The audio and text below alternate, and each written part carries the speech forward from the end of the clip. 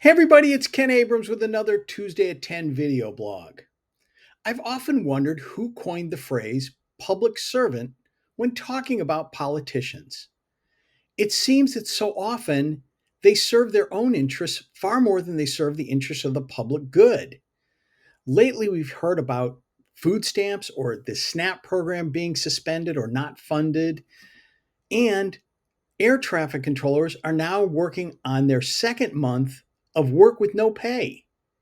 I wonder if those quote unquote public servants in Washington are also working without pay since the government has been shut down and they're the ones that shut it down. It's easy to point fingers and blame at one party or one individual, but honestly, they're all in this together and they can't seem to find a way out. When I think of a public servant, I think of somebody whose true goal is to serve the public, to make people's lives better, to make things happen, to protect the people in this country, to make sure our roads are safe and our airways are safe.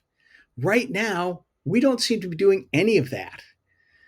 Several weeks ago, when funding ran out, food assistance also stopped being provided for people that really need it.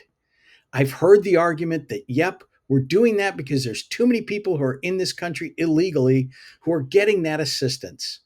I'm not really sure that I buy that. I think that a lot of people who need that assistance are people that were born here or people that are here legally and simply don't have enough money to cover between what they earn and what they spend. Those assistance programs are vital for people not having niceties and excessive in anything in excess. It is for basic survival. And how is it that we can't figure this out? How is it that we've allowed our government to be shut down for this long? It really is tragic. I've read a number of stories over the last few days of people that have either had to cancel their travel plans or had to adjust their travel plans. Some of them are people that have been planning for 6 months or a year to go visit family and friends in other parts of the country. And because of what's going on with the air traffic controllers and the fact that we are now limiting the number of flights every day, and they've cut the number of flights by 10%, not to mention the fact that many of those flights are facing incredible delays, a number of these people have had to cancel or change their plans. It's really not something that you want to be looking at for the holidays. The holidays are supposed to be a joyous time for family and friends to gather and not have to worry about, are the skies safe or am I going to get to my destination? It really is somewhat frustrating and annoying. And again, we call them public servants, somebody who should be serving the public good. My wife the other day said, you know what? Any of these people that don't vote to end this shutdown, none of them should be allowed to run for reelection. They should all be ousted. I don't really think that's a bad thing. We've had people that have been in Washington almost as long as I've been alive, certainly as long as a number of the people in this country have been alive. It has become their full time permanent job.